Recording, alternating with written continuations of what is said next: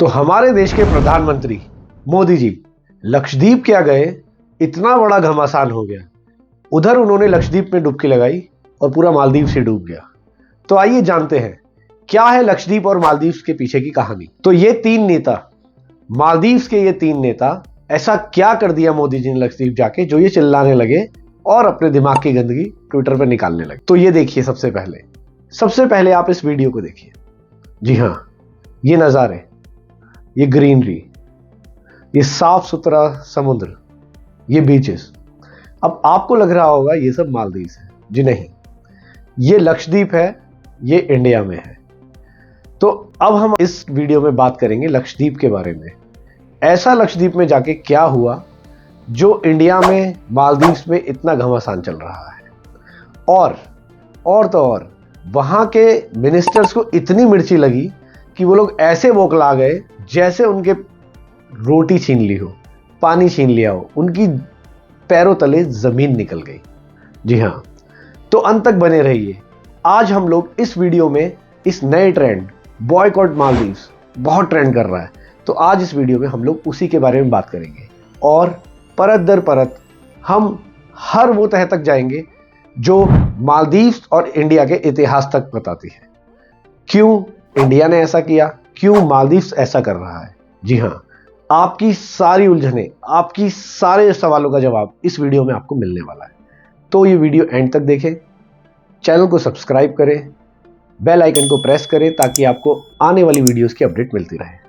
और ये वीडियो ज़्यादा से ज़्यादा अपने फ्रेंड्स के साथ में शेयर करें ताकि वो लोग भी जान सके इस होने वाले घमासान के बारे में जो अभी इंडिया और मालदीव के बीच में चल रहा है। तो पहले आज जान लेते हैं मालदीव के बारे में। मालदीव एक छोटा सा देश है, इसमें लगभग 200 के करीब द्वीप है। मालदीव 1965 में ब्रिटिश से आजाद हुआ था। इनको आजादी देने में इंडिया ने भी मान्यता दी थी। इसकी राजधानी मेल्स 2 स्क्वायर माइल्स में है। तो ये शुरुआत मोदी जी की लक्षद्वीप से तो नहीं हुई, जैसा कि मैंने आपको बताया था। इस कॉन्फ्लिक्ट की शुरुआत हुई 17 नवंबर 2023 जब मोहम्मद मोइजू की सत्ता काबिल हुई और ये प्रेसिडेंट बने मालदीव के। इनकी गवर्नमेंट का आधार ही एंटी इंडियन था। इन्होंने तो अपनी कैंपेन्स तक में कह दिया था, अगर मैं सत्ता में आया तो मैं मालदीव से इंडिया की आर्मी को भगा दूंगा। अब इन्हें कौन बताए कि अगर इंडिया की आर्मी आपके देश से चली गई तो आपकी सत्ता भी मुश्किल में पड़ जाएगी। कैसे, वो मैं आपको वीडियो में बताऊंगा, क्योंकि वहां की सत्ता में इंडियन आर्मी का भी बहुत बड़ा रोल है। अब इन लंगूर जैसे प्रेसिडेंट, मैं भी पहले इनकी फोटो देखकर कंफ्यूज हो गया था, बट ये लंगूर नहीं है, ये वहां के प्रेसिडेंट हैं। जी हाँ, अब इन्होंने एंटी इंडियन पॉलिसी तो अपना ली। अब इनका सबसे बड़ा कारण एंटी इंडियन होने का, इनका हाथ चाइना के साथ है। जी हां, मालदीव की पॉलिसी रही है हर बार नए प्रेसिडेंट इंडिया विजिट पर आते हैं, पर ये भाई साहब तुर्की चले गए थे अपनी प्रेसिडेंटशिप में आते ही। उसके बाद ये आजकल चाइना में है, वहां उसके तलवे चाट रहे हैं। और फिर चाइना में इन्होंने सोचा चाइना इनको सपोर्ट कर देगा एंटी इंडियन पॉलिसीज के अकॉर्डिंग, और इनके जो मिनिस्टर्स थे उन्होंने गलत सलत ट्वीट कर करके इंडिया के अगेंस्ट में बोलना शुरू कर दिया और सोचा कि हम भी सत्ता में चमक जाएंगे। और उसका तो सब उल्टा ही हो गया। उन्हें अपनी सत्ता से ही हाथ धोना पड़ा और पार्टी को मजबूर होके उन्हें डिसमिस करना पड़ा। जी हाँ, तो उन मिनिस्टर्स ने क्या ट्वीट किए थे वो भी हम वीडियो में डिस्कस करेंगे। चाइना वही देश जिसकी हमेशा पॉलिसी रही है कि अपने से छोटे देश को पैसे दो, कर्जा दो और उसे कर्जे में इस कदर डुबा दो कि आप फिर उससे अपनी मनमानी कराओ।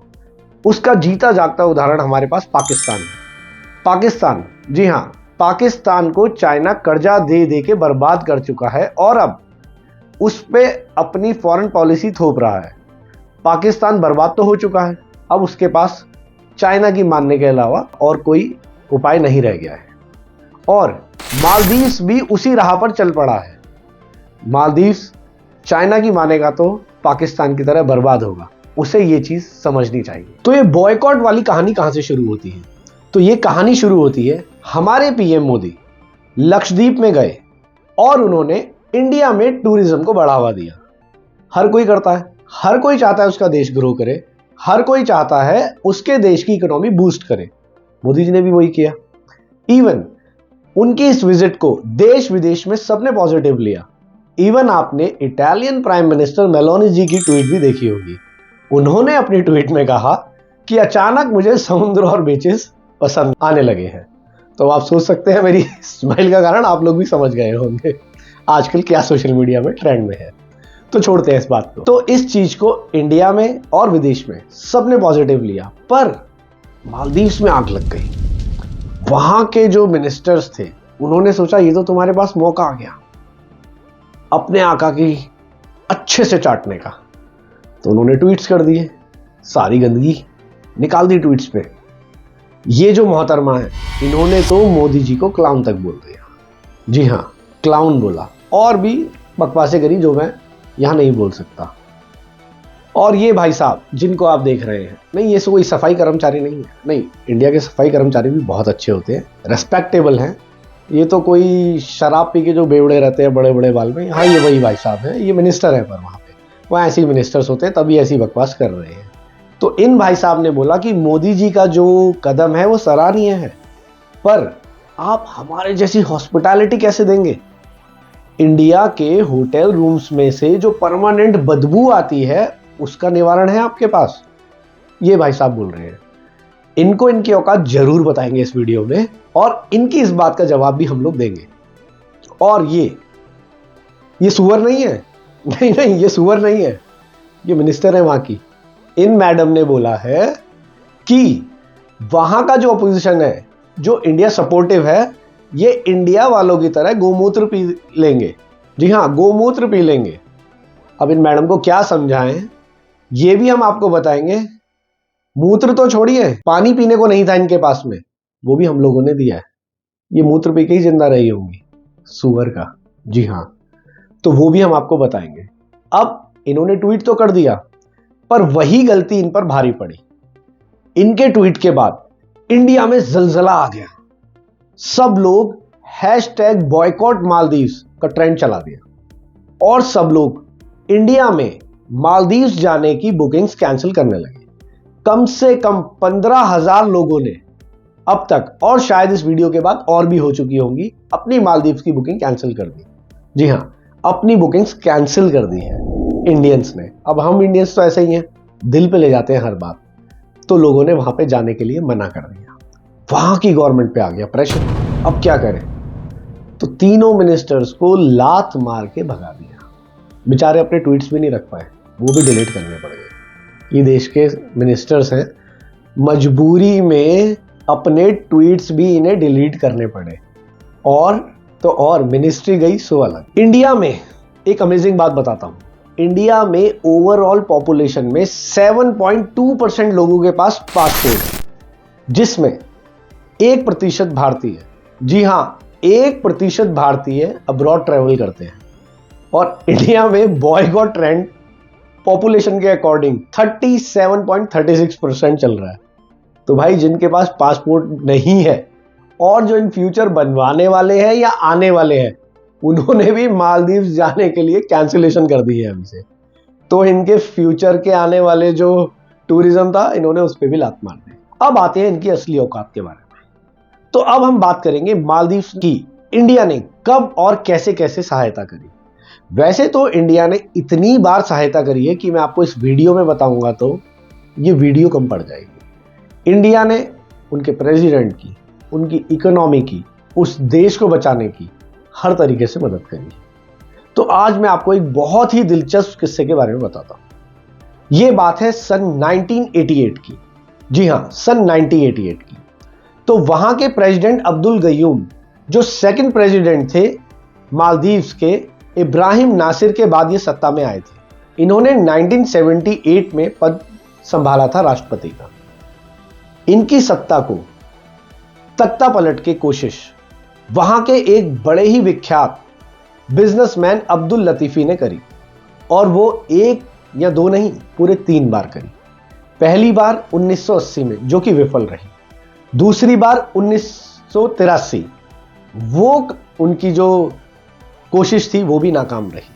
पर 1988 में जब उन्होंने इस तख्ता पलट की कोशिश करी वो उसमें कामयाब रहे, जिसको अंतरराष्ट्रीय समुदाय भी टेंशन में आ गया था उस टाइम।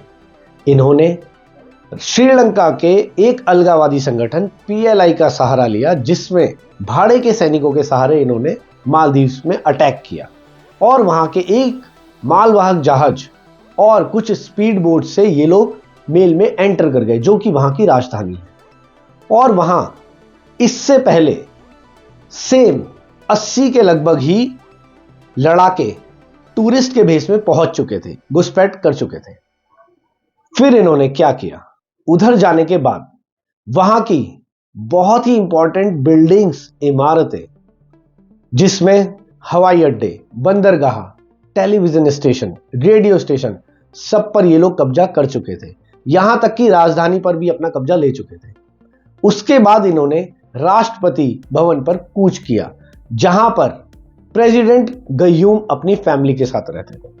पर मिस्टर गयूम को एक सेफ हाउस में उनकी फैमिली के साथ भेज दिया गया था लड़ाकों के पहुंचने से पहले। उधर पहुंचने के बाद प्रेसिडेंट गयूम ने दूसरे देशों से सहायता मांगना स्टार्ट कर दी। सबसे पहले उन्होंने श्रीलंका और पाकिस्तान को कॉल किया हेल्प के लिए। पाकिस्तान और श्रीलंका ने सैन्य बल की क्षमताओं की कमी का हवाला देकर इस लड़ाई से पीछा छुड़ा लिया। इसके बाद प्रेसिडेंट ने यूएस फोन किया। यूएस ने भी अपनी दूरी का हवाला देते हुए बोला कि हम आपसे बहुत दूर हैं और हमारी सैन्य मदद मिलने में आपको 1 से 2 दिन लग जाएंगे। तो उन्होंने भी अपना पीछा छुड़ा लिया। उसके बाद गयूम ने यूके कॉल किया। यूके ने उन्हें सजेस्ट किया कि आप इंडिया को कॉल करें, इंडिया आपकी मदद कर सकता है। प्रेसिडेंट गयूम ने इंडिया को अप्रोच किया और इंडिया ने उनकी रिक्वेस्ट एक्सेप्ट कर ली। उसके बाद इंडिया ने अपना सैन्य बल सिर्फ महज 9 घंटे में वहां पर उतार दिया। जी हां, महज 9 घंटे में अपने पैराट्रूपर्स इंडिया ने मालदीव भेज दिए।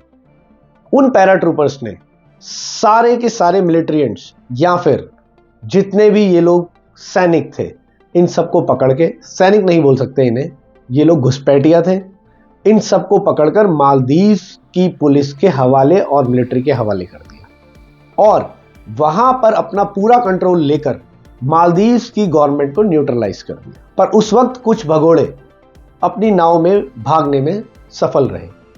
उन भगोड़ों को भी भारतीय नौसेना ने बीच में ही पकड़कर मालदीव की नौसेना और वहां की मिलिट्री के हवाले कर दिया और मालदीव को एक नया जीवन दान दिया।